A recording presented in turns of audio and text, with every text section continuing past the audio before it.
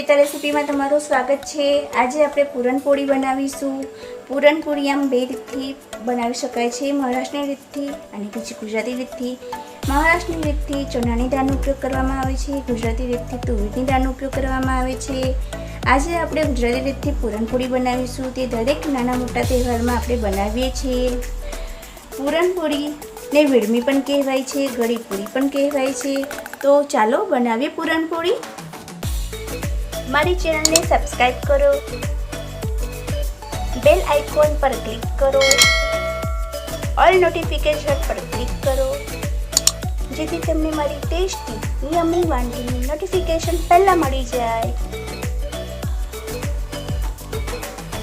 અહીંયા મેં 1 કપ તુવેરની દાળ લીધી છે। એને 10 થી 15 મિનિટ પહેલાં પલાળી લીધી છે। સરસ પલળી ગઈ છે। દાળને પહેલાં પલાળી દેવાથી એ જલ્દી બફાઈ જાય છે।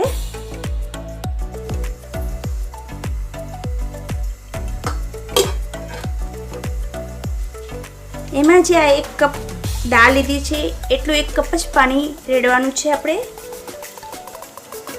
દાળમાં વધારે પાણી હશે તો વેડમીને બનતા એટલી જ વાર લાગશે। આવી રીતે બફવાથી દાળમાં પાણી બહુ રહેતું નથી અને જલ્દી બફાઈ જાય છે, નીચે ચોટતી પણ નથી। તો હવે આપણે 3 થી 4 વિસલ વગાડી દઈશું।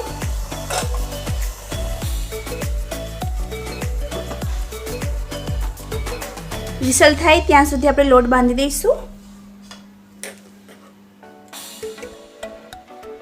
તેલ 2 થી 3 ચમચી લીધી છે, મિક્સ કરી દઈશું। આપણે પૂરણપોળીમાં મીઠાનો ઉપયોગ બિલકુલ નથી કરવાનો।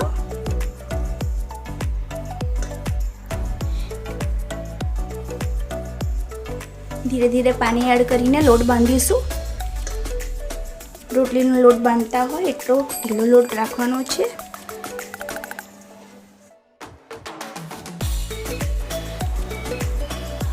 લોટ બંધાઈ ગયો છે। રોટલીનો લોટ બાંધતા હોય એટલો સોફ્ટ રાખવાનો છે। હવે આપણે પૂરણ બનાવીશું।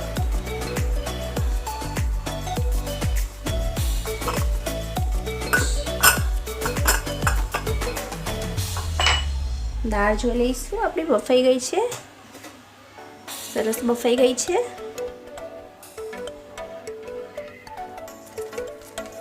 દાળમાં એક પણ કણ દેખાય ના એ રીતે સરસ એને ક્રશ કરી દઈશું, અંદર મિક્સ કરી દઈશું।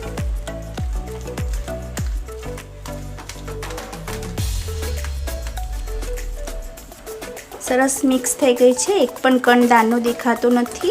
પેન મૂકીશું। 2 ચમચી ઘી ગરમ થઈ ગયું છે, એમાં દાળ લઈ લઈશું।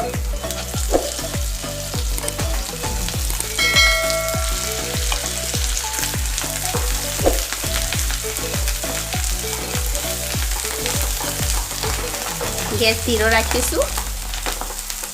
નોનસ્ટિકનો ઉપયોગ કરવાથી દાળ નીચે ચોટતી નથી। 1 કપ ખાંડ લીધી છે, એની જગ્યાએ તમે ગોળ પણ લઈ શકો છો।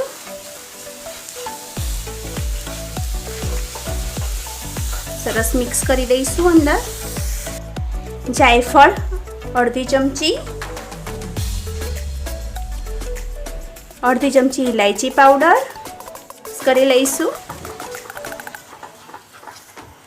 પેનમાંથી પૂરણ છૂટું પડે ત્યાં સુધી આપણે એને હલાવવાનું છે અને ચડાવવાનું છે। નીચે જરાય ચોટવું ના જોઈએ। પેનમાંથી છૂટું પડી ગયું છે। પૂરણ બનીને તૈયાર થઈ ગયું છે। હવે એને ઠંડુ કરીશું। મિનિમમ 6 થી 7 મિનિટ થઈ છે।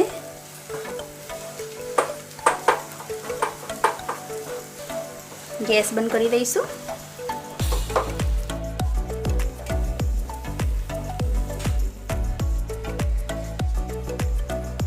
ખસખસ ભભરાઈ દઈશું।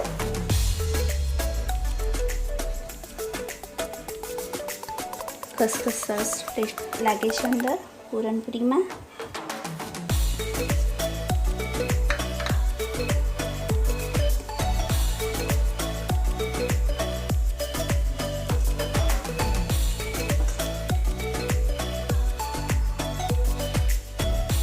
લોટના ગુલ્લા વાળી લઈશું મીડિયમ સાઈઝના.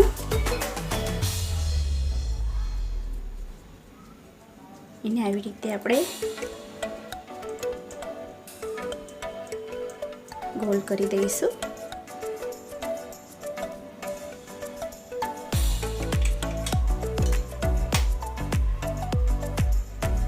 પૂરણ ભરીશું અંદર.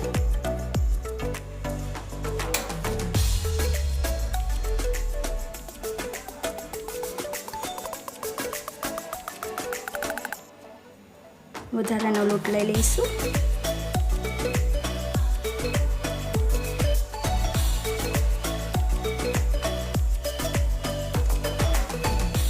તામણ લઈશું.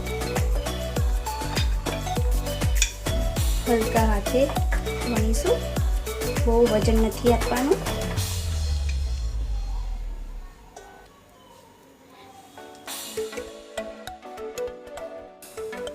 એવી જ રીતે બધી વણી દઈશું. ગેસ ચાલુ કરીશું. તવી મૂકીશું એની ઉપર. ઘી લગાવી દઈશું.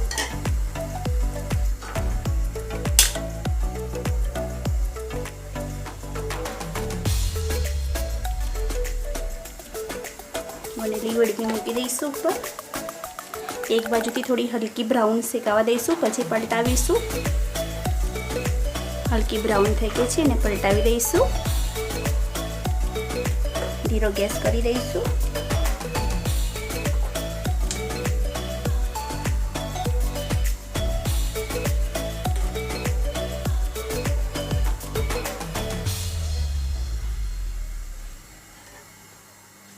ઘી લગાવીશું ઉપર.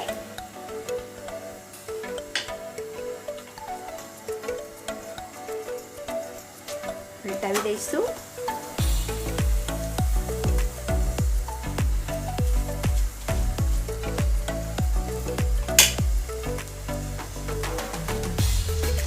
ગેસ ધીરો કરી દઈશું. પૂરણપૂરી બની ગઈ છે. નીકાળી દઈશું. એવી જ રીતે બીજી બનાવી દઈશું. પલટાવી દઈશું. હવે ઉપર ઘી લગાવી દઈશું.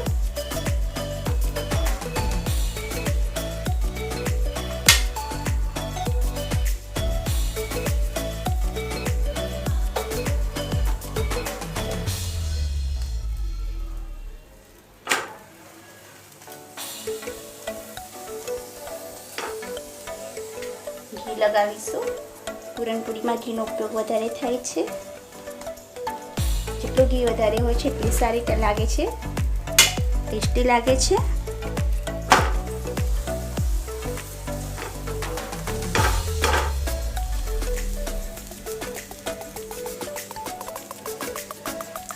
ઉતારી દઈશું એને. હવે વેડમી બનીને તૈયાર થઈ ગઈ છે. ખૂબ સરસ ટેસ્ટી બની છે. તમે જરૂરથી બનાવજો. મારી ચેનલને સબસ્ક્રાઈબ ના કરી હોય તો કરી લેજો. લાઈક કરજો, કોમેન્ટ કરજો. હવે હું એક નવી રેસીપી લઈને આવીશ.